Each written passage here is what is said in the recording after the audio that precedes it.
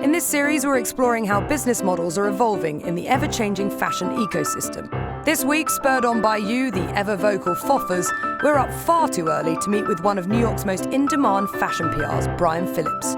But fear not, if PR sounds like too much of a conventional career path for you, later we'll be hanging out with K-Hole, the branding renegades responsible for one of the decade's most Googled fashion phenomenons, Normcore.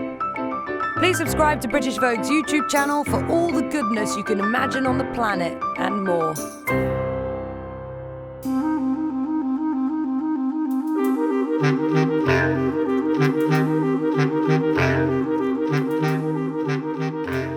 PR, or public relations in layman's terms, is a highly competitive industry where only those with the improbable combination of quick wit, organisational skills and charm will survive.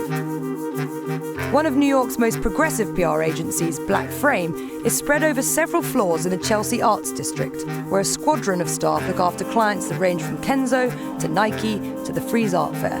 We have Dion Lee. Yeah. And there's a pretty wonderful showroom on the second floor too. Nicholas Kirkwood. Shoeland. Taylor Swift wore this. Does it smell of Swiftie? Does it? It stinks of Taylor Swift.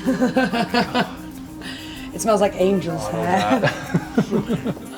Along with curating an extensive catalogue of celebrity pheromones, Chief Executive Brian Phillips combines his expertise in the areas of fashion, film and art to lead a PR firm that tends to some of fashion's most inventive brands.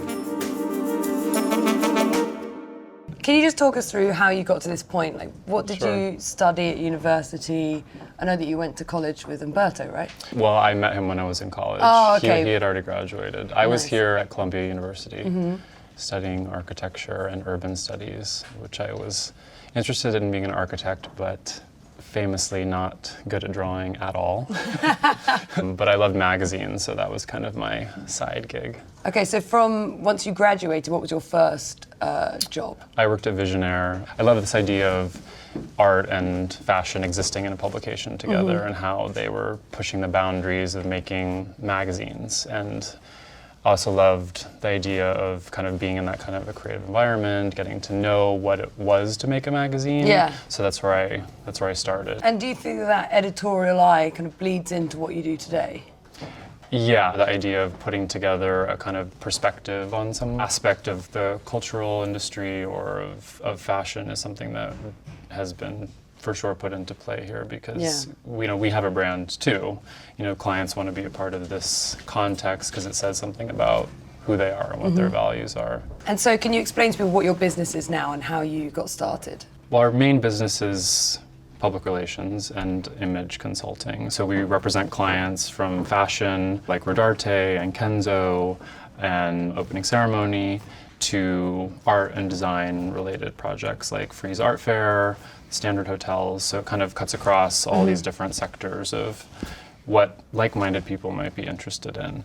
When we represent a brand, it's a kind of 360 look at everything that they're doing. So it's the way that they're advertising themselves, the way that they're dressing cool girls and guys, relationships with editors and magazines and writers. We're their ambassador to the world in a way, and find a way of doing that in interesting and unconventional ways sometimes.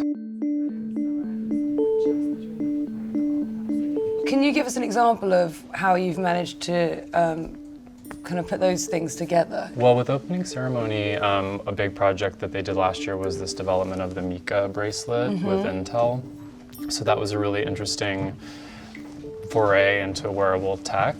When we were challenged here at Black Frame how to sort of visualize that and make it compelling as a desirable object that would blend fashion and wearable tech.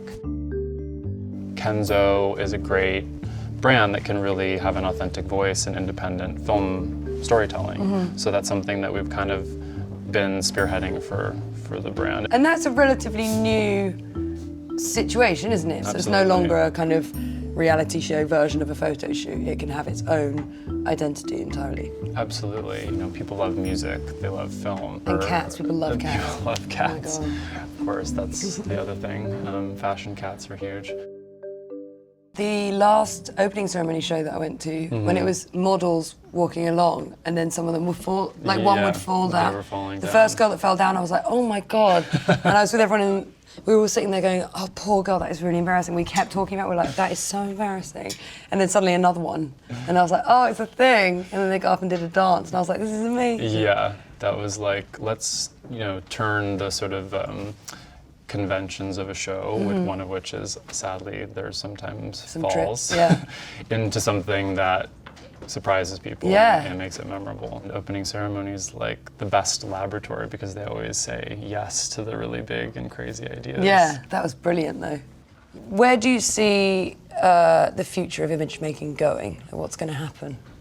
Soothsayer. Yeah, I mean, photography and fashion are so inextricable and have been since like Avedon and Irving Penn. I think fashion's also looking at other types of image creators, and that could be, young illustrators or architects. Anybody who can create something that's compelling from a fashion point of view as an image maker is going to be doing well in the future.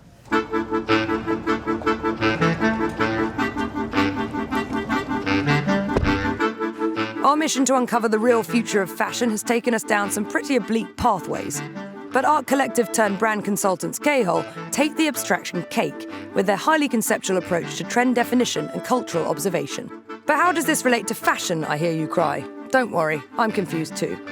In a further twist of elusive genius, they don't even have an IRL base. So I had the FOF art director fabricate a typical NYC creative space so that we could meet to discuss their delvings into the netherworld of speculative sartorialism. Hello. Hi. Only balls up was I forgot to pack my dictionary.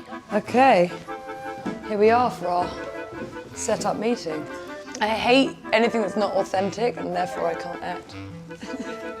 But I can be. I honestly can't. 5 years ago, we started an artist project / art collective called K-Hole with interest in opening up and activating a space between the art world and the world of branding and marketing. We had all graduated from school and we were living this space between being artists and writers and poets and also doing all these commercial jobs for money. So a friend of ours worked at an agency where they subscribed to these really expensive trend forecasting reports where you pay as a company, let's say $20K a year, and you get these PDFs with emoticons in them that have all sorts of pop cultural theory about young people. And we became obsessed with these reports and basically in the spirit of fan fiction started K-Hole. Part of the reason we decided to make a PDF and not a print product is because it was low overhead. So we were paying for it out of our own pockets, but it really wasn't very expensive. It was just our time. And of course, as things go on, your time gets more and more expensive and you have to adjust in different ways. And then for us to get an understanding of how your business runs, like do you have an office? Now we're basically in a Google Doc and on the cloud. Okay, and how many people make up your collective? There are 5 of us. Okay. So it's like a band. And we were kind of intentionally mysterious about who we were, because we were nobody. And the world of the internet started to take us seriously as not just an art project, but also as a marketing and trend consultancy. But you never set out to be taken seriously. It was more kind of a critique on that, and then you ended up actually it being a profitable business. It wasn't a satire. Like, on purpose, it wasn't like Adbusters or something that had come before in the 90s. We were trying to demonstrate a much more ambivalent relationship with commerce and culture, and we were also trying to push our friends who were artists, who were pretending like their lives as consumers were somehow completely separate from their art practice. Right. And that's kind of where we started from. But also sort of looking at the actual language and landscape of trend forecasting, a lot of it seems like super lightweight cultural analysis. Yeah. Like observing something in the most basic way possible and calling it a trend. And we thought it would be a really interesting opportunity to actually sort of use the analytics skills that we had built as writers and artists to take sort of surface-looking things and figure out what was really sort of emotionally motivating about them.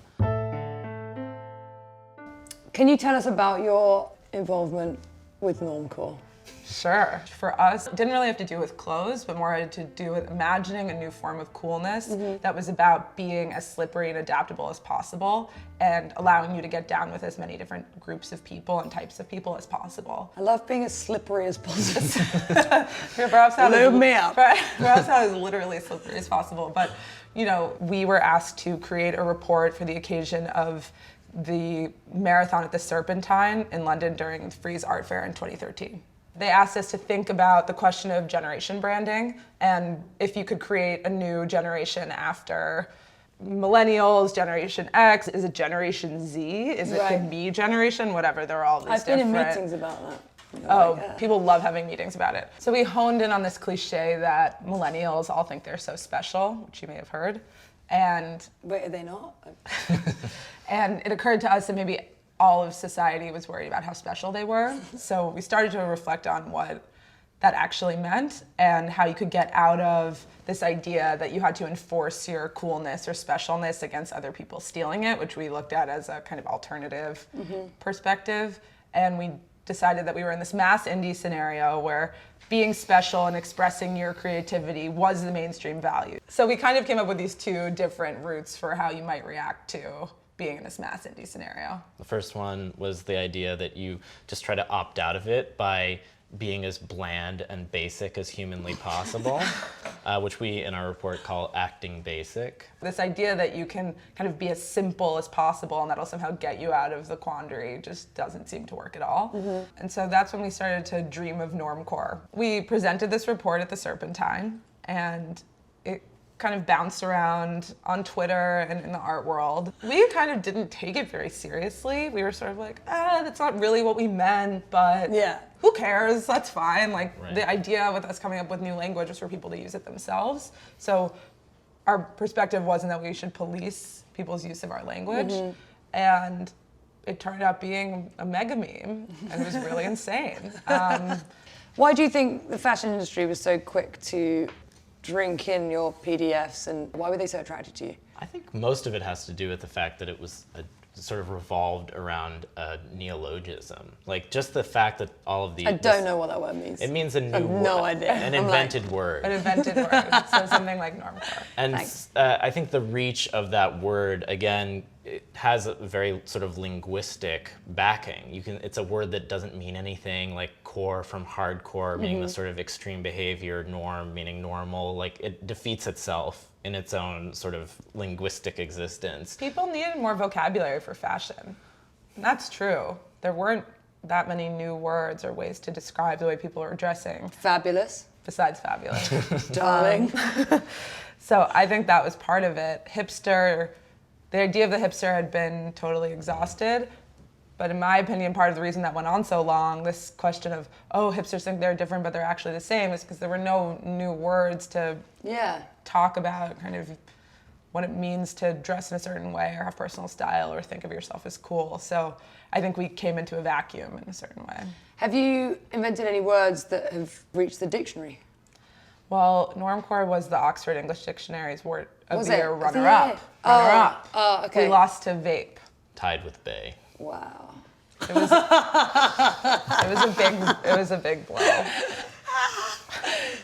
I'm asked about trends a lot, and I don't think they exist. Well, I think that you can connect certain dots and make a bet on what you think is going to snowball and become bigger and bigger. Okay, so what's the thing? What's the next thing?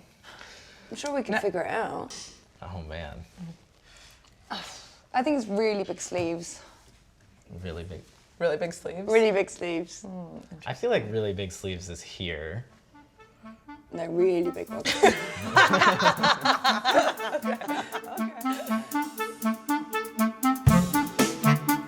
Next week, we're hanging out with Brooke Wall, a woman who represents all the magical elves that keep the industry sparkling. I developed a crush on a famous hairstylist. And Who is it? I'm not telling you. Oh, come on. Tune in next week to find out. And we talk hardball with Susan Scafidi about the emerging world of fashion law. I never thought that fashion was something I could do professionally. Yeah. I studied medieval ecclesiastical law of all things. I can't even say that, let alone spell it. Subscribe now to British Vogue or you will miss out and you will regret it and you will just have a much less enriched life.